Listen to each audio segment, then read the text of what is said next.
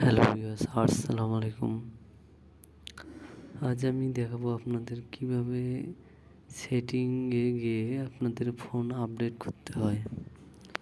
তো প্রথমে আপনারা সেটিংয়ে যাবেন। তো আমি প্রথমে সেটিংয়ে দিলাম। এই সেটিংয়ে গিয়ে দেখতে পাচ্ছেন অ্যাবাউট ফোন। এখানে কিন্তু আপনি দেখতে পাচ্ছেন আপডেট লেখা আছে। হ্যাঁ, যে কোনো ফোনের আপডেট লেখা থাকবে, যখন আপডেট আপনার ভার্সন আসবে।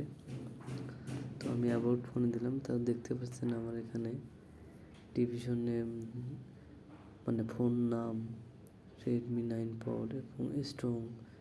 এই যে আপনি বাম পাশে যে দেখতে পাচ্ছেন রিয়েলমি ভার্সন, হ্যাঁ, মিউ UIMIMU, ঠিক আছে, গ্লোবাল 12.5.9 স্ট্যাবল। এটি আমি চাপ দিলাম, ঠিক আছে।